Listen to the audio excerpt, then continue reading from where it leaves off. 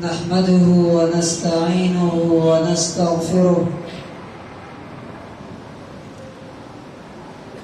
ونؤمن به ونتوكل عليه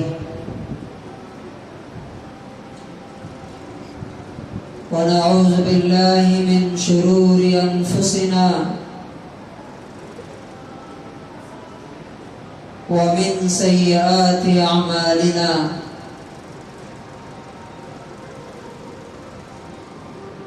من يهده الله فلا مضل له ومن يضلله فلا هادي له ونشهد أن لا إله إلا الله وحده لا شريك له ونشهد أن سيدنا ومولانا محمدا عبده ورسوله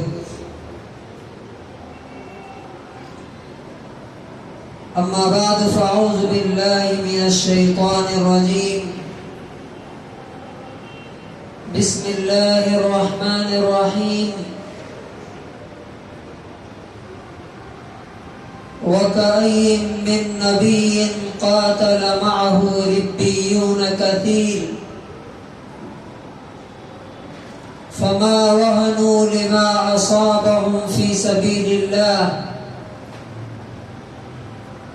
وما ضعفوا وما استكانوا والله يحب الصابرين وما كان قولهم إلا أن قالوا ربنا اغفر لنا ذنوبنا وإسرافنا في أمرنا وثبت أقدامنا وانصرنا على القوم الكافرين فآتاهم الله ثواب الدنيا وحسن ثواب الآخرة والله يحب المحسنين وقال النبي صلى الله عليه وسلم المؤمن القوي خير وأحب إلى الله من المؤمن الضعيف وفي كل خير احرص على ما ينفعك واستعن بالله ولا تعجز فإن أصابك شيء فلا تقل لو فإن اللو تفتح ابواب الشیطان رواہ مسلم۔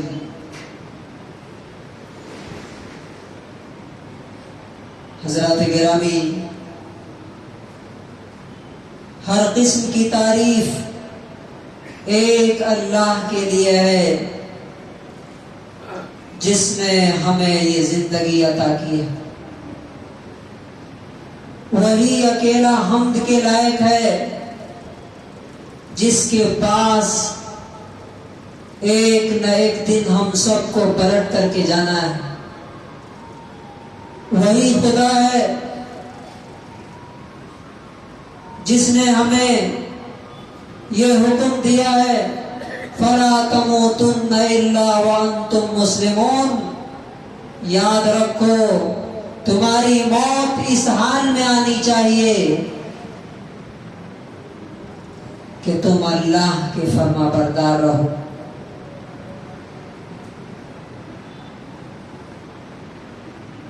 اللہ تبارک و تعالی نے اپنے اختیار سے، اپنی قدرت سے، اپنی چاہت اور خواہش سے، اپنی مرضی سے یہ بات طے کی ہے کہ یہ دنیا ہماری آزمائش اور امتحان کے لیے بنا دیا۔ جو جس جگہ پہ ہے، جو بھی جس جگہ پہ ہے، چاہے وہ کھیت میں مزدوری کر رہا ہو یا پرائم منسٹر کی کرسی پہ ہو، سب کے سب آزمائش اور امتحان میں۔ یاد رکھیے، اصل رزلٹ اور نتیجہ اس دنیا میں آنے والا نہیں ہے، فائنل اور آخری رزلٹ قیامت کے دن آئے گا۔ اور جس دن کے بارے میں اللہ تعالیٰ نے فرمایا یوم یجمعکم لیوم الجمع ذالک یوم التغابن، اس دن کو ذرا یاد رکھو جس دن تم سب کو اللہ تعالیٰ جمع کرے گا۔ تم زمین کے جس حصے میں مرو کوئی فرق نہیں پڑتا، اللہ تعالیٰ تمہیں زمین پہ مرو، سمندر میں ڈوب جاؤ، آگ میں جل جاؤ، یجمعکم، تم سب کو جمع کرے گا، اکٹھا کرے گا۔ ذالک یوم التغابن، وہ دن اصل ہے ہار جیت کا، کامیابی کا اور ناکامی کا، سکسیس اور فیلئر کا اصل دن وہ ہے جس دن یہ دیکھنا ہے کہ کون اس زندگی میں کامیاب ہوا اور کون ناکام ہو گیا۔ اس کے بعد کوئی کامیابی ناکامی نہیں ہوگی۔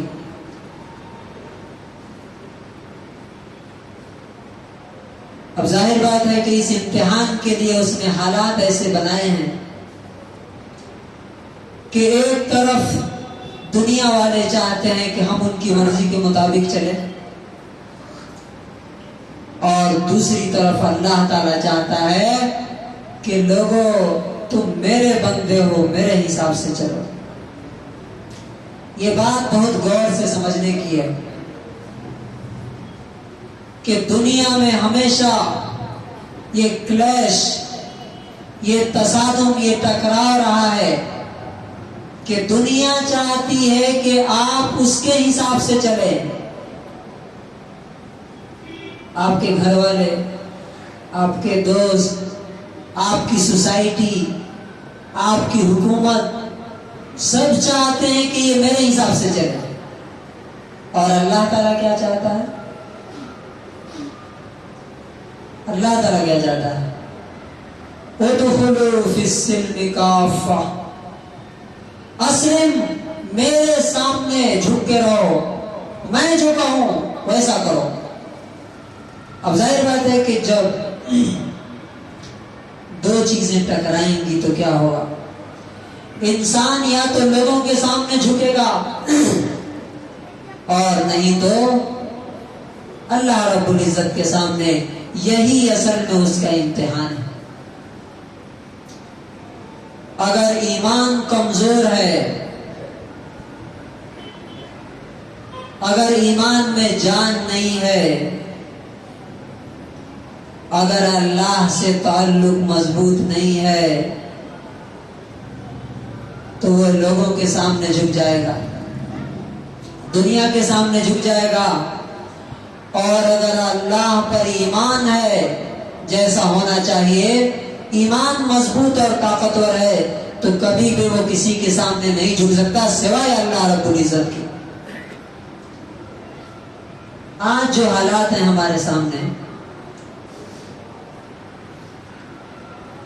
حالات ہمیں کسی اور طرف جھکانا چاہتے ہیں،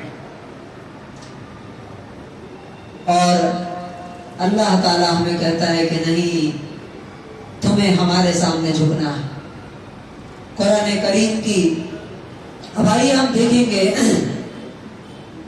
کہ اگر ہم نے پوری طاقت کے ساتھ، پوری قوت کے ساتھ، ایمان کے ساتھ لوگوں کے سامنے جھکنے سے انکار کیا اور ایک اللہ کے سامنے جھک کر کے اس کی بندگی کرتے ہوئے دنیا سے گئے، تو ہمارا انجام کیا ہوگا؟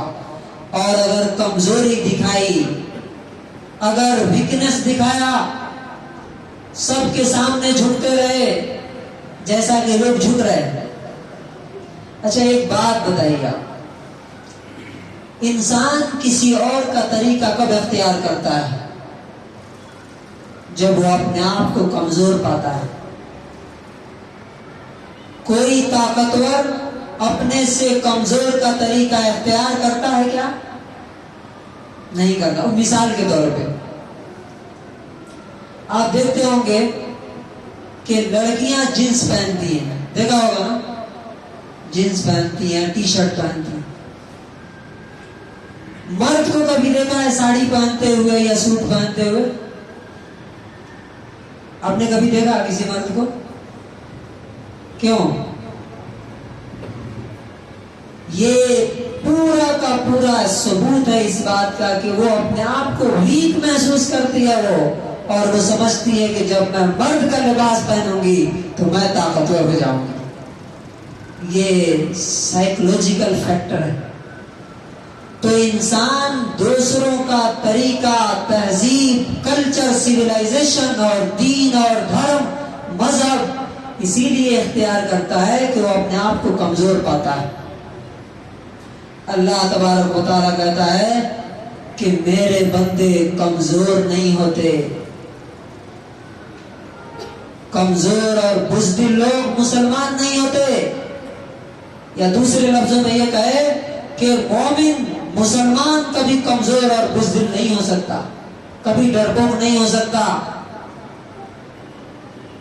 مسلمان تو وہ ہے کہ جو فخر سے کہتا ہے اننی من المسلمین، کہ خدا کا فضل ہے کہ میں مسلمان ہوں. آج یہ چیز ہمارے دلوں سے غائب ہوتی جا رہی ہے. جہاں کسی نے تنقید کی اسلام پہ، کوئی کرٹیسائز کیا، ارے پردہ کا تو سمجھ میں نہیں آتا ہمیں، تو ہمارا سر جھک جاتا ہے. ہاں یار صحیح کہہ رہے ہیں آپ، یہ تو بہت پرانی چیز ہے.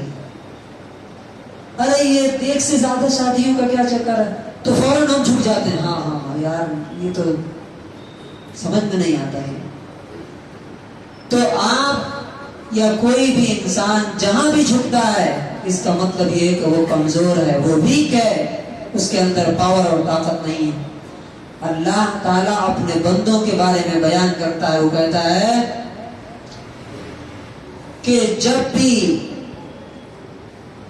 بھی اہل ایمان نے اللہ رب العزت کی بندگی اور اس کی عبادت کا فیصلہ کیا تو ٹکراؤ ضرور ہوا.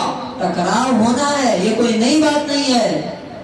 وَكَأَيِّن مِّن نَّبِيٍّ قَاتَلَ مَعَهُ رِبِّيُّونَ كَثِيرٌ، کتنے ہی نبی ایسے ہوئے، ایک نہیں، کتنے نبی ایسے ہوئے کہ جن کے ساتھ اللہ والوں نے مل کر کے فائٹ کیا، مقابلہ کیا، جنگ کی. کیوں؟ انہوں نے انہیں اللہ سے روکنے کی کوشش کی. اور اس کے بعد جو 3 لفظ ہیں وہ ذرا غور سے سنیے. جو لوگ سو رہے ہیں ان سے بھی گزارش ہے کہ وہ بھی سنیں. کہا کہ کتنے ہی اللہ کے دوست، اللہ والے ایسے گزرے ہیں جنہوں نے مل کر کے وقت کے نبی کے ساتھ مل کر کے دین سے روکنے والوں سے باضابطہ مقابلہ کیا، اور اس کے بعد 3 لفظ استعمال کیے. یہی مین پوائنٹ ہے ہمارا.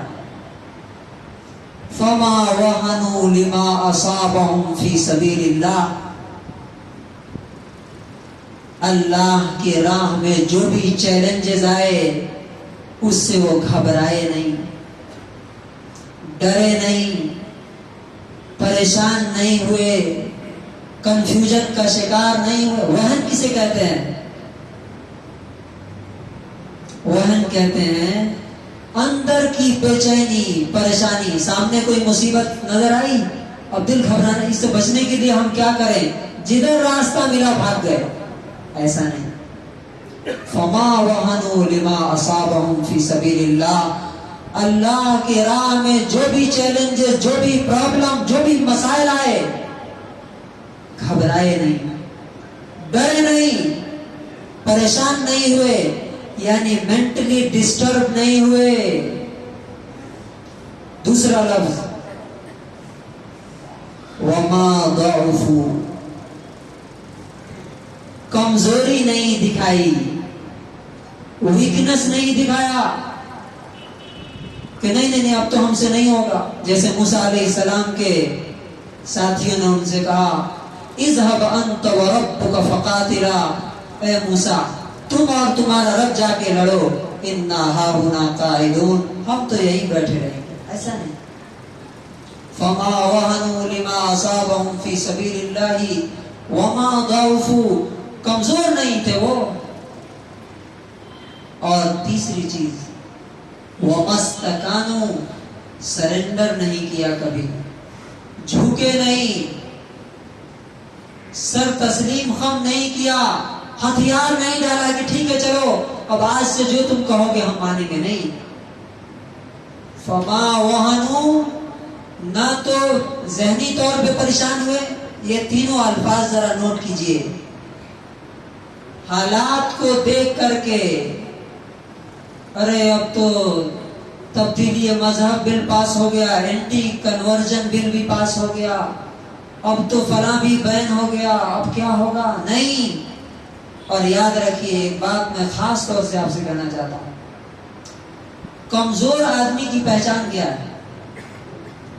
आप दूसरों को मत नापिएगा, अपने को नापिए इस पे। कमजोर आदमी की पहचान क्या है? हमेशा वो हालात का शिकवा करता है। क्या करता है? कंप्लेन। चुनांचे आप देखिएगा कि जहां भी तकरीर शुरू होती है किसी की, या बातें शुरू होती हैं हमारे बीच में, चाय के होटल में हो या कहीं भी, कहां से बात शुरू होती है? अरे हालात बहुत खराब है। होती है कि नहीं? हालात बहुत खराब। ये कमजोर लोगों की निशानी है, हालात का शिकवा करना।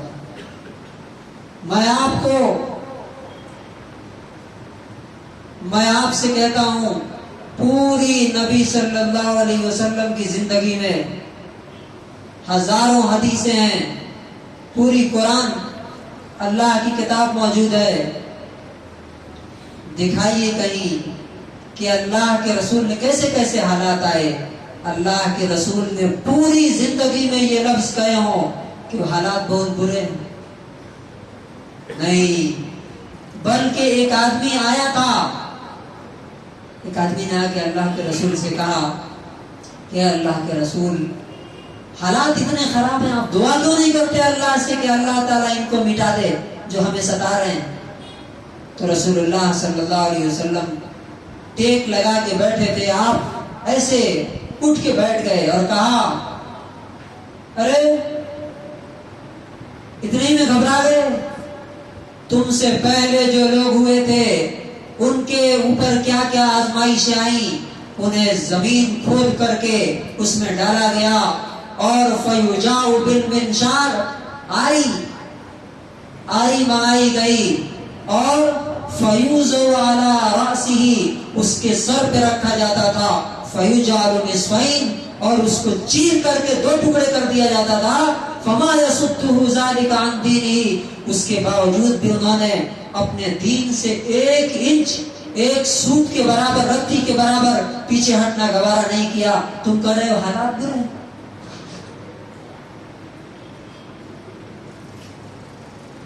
तो मोमिन फमा वहनु, ना तो जहनी तौर पे डिस्टर्ब होता है हालात को देख करके, ना जिस्मानी तौर पे कमजोरी दिखाता है कि ठीक है जो कहा सामने वाले ने कबूल कर लिया, नहीं। वह मस्तकानु, और सरेंडर नहीं किया उन्होंने। वल्लाहु युहिब्बुस साबिरीन, और अल्लाह ताला ऐसे ही ताकतवर लोगों से मोहब्बत करता है, ऐसे ही साबित कदम रहने वालों से मोहब्बत करता है। इस तरह का परसिस्टेंस और साबित कदमी, ये अल्लाह को पसंद है।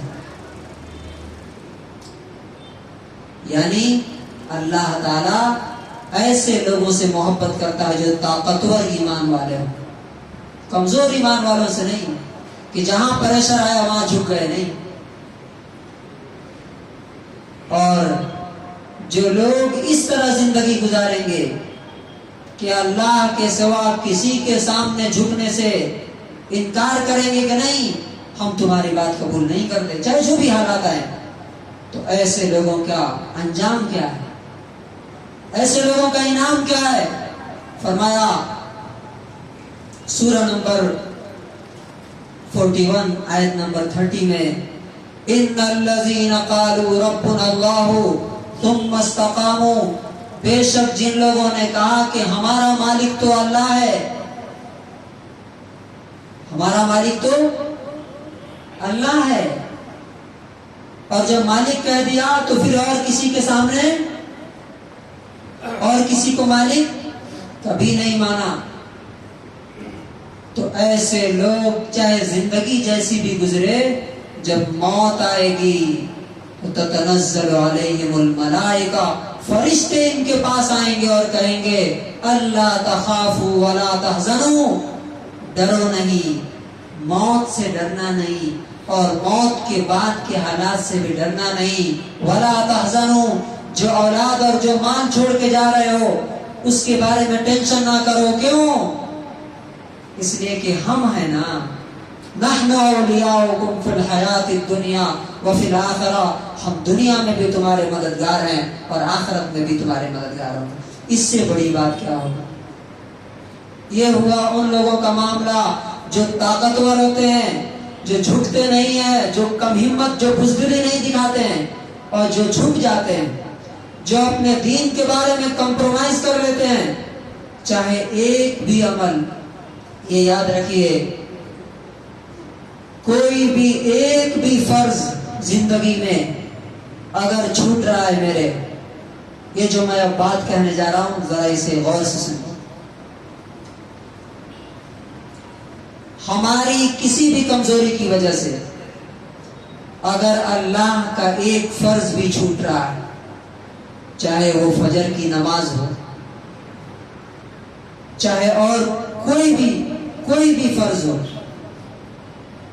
حج ہو، ماں باپ کی خدمت ہو، کسی کی مدد ہو، بچوں کے حقوق ہیں، بیوی کے حقوق فرض ہیں، جو بھی ہو، ایک فرض بھی چھوٹ رہا ہے، یا ایک غلط کام میری زندگی میں ہے، ایک بھی حرام، چاہے آنکھ سے کر رہے ہیں، کان سے کر رہے ہیں، یا ہاتھ پاؤں سے کر رہے ہیں، اگر اسی حال میں موت آ گئی،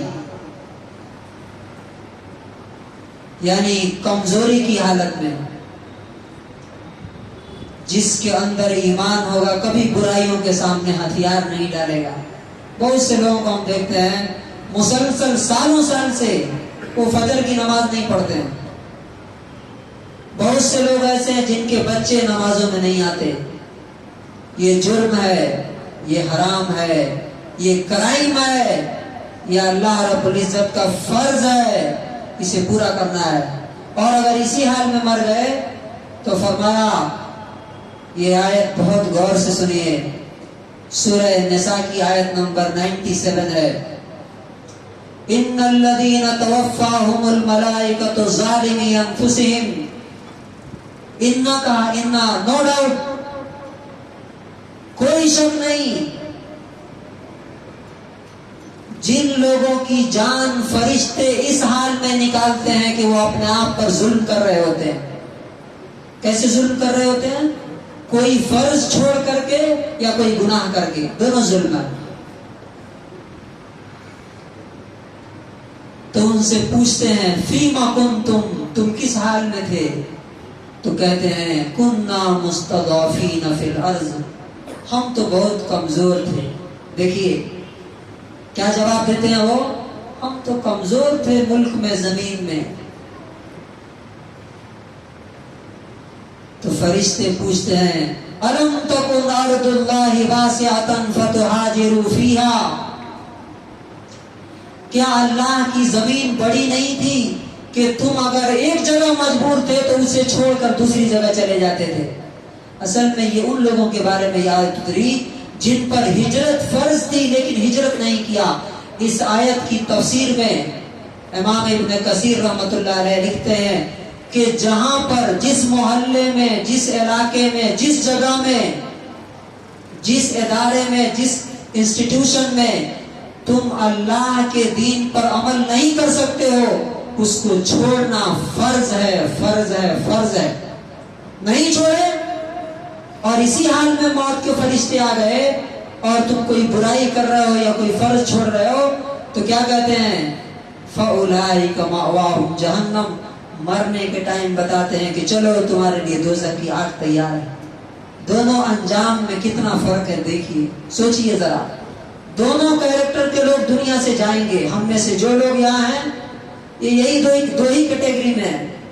یا تو طاقت کے ساتھ، قوت کے ساتھ اللہ کی عبادت کرتے ہوئے مریں گے تو فرشتے موت کے وقت آ کے کیا کہیں گے؟ تسلی رکھو، تسلی رکھو، بی سیٹسفائڈ، آگے تمہارے لیے کوئی پریشانی نہیں، جو پریشانی تھی سب ختم ہو گئی. اور اگر کمزوری دکھائی دین میں تو وہ بھی مریں گے، لیکن کس صورت میں مریں گے؟ کہ فرشتے آ کے کہیں گے کہ چلو جتنا مزہ کیا دنیا میں ہو گیا، ٹائم ختم، اب تمہارے لیے دوزخ کی آگ ہے. یاد رکھیے یہ آیت مسلمانوں کے بارے میں اتری ہے، غیر مسلموں کے بارے میں. اولئک مأواہم جہنم، ایسے ہی لوگوں کا ٹھکانہ دوزخ کی آگ ہے. وساعت مصیرا، دنیا میں کوئی بھی جگہ اتنی بری نہیں، تہاڑ جیل بھی اتنا برا نہیں ہو سکتا، سب سے بری جگہ ہے وہ. تو خلاصہ اور کنکلوژن کیا ہے؟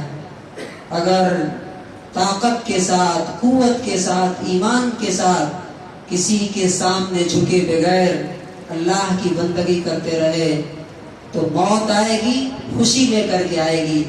اور اگر دوسروں کو خوش کرنے کے چکر میں رہ گئے اور اللہ کو ناراض کیا تو موت تو آنی ہی آنی ہے. لیکن اس وقت جو موت آئے گی ذلت کے ساتھ، ہیوملیشن، انسلٹ کے ساتھ، فرشتے مارتے ہوئے کہیں گے کہ چلو تمہارے لیے دوزخ کی آگ تیار ہے. اللہ تبارک و تعالی ہمیں اس انجام سے بچنے کی توفیق نصیب فرمائے اور ہمیں طاقت کے ساتھ، قوت کے ساتھ، فخر کے ساتھ سینہ چوڑا کر کے یہ کہتے ہوئے کہ اللہ کا فضل ہے کہ ہم مسلمان ہیں، کسی کے سامنے نہ جھکتے ہوئے اللہ کی عبادت کرتے ہوئے ہمیں دنیا سے ہمارا خاتمہ نصیب فرمائے. بارک اللہ لنا ولکم فی القرآن العظیم.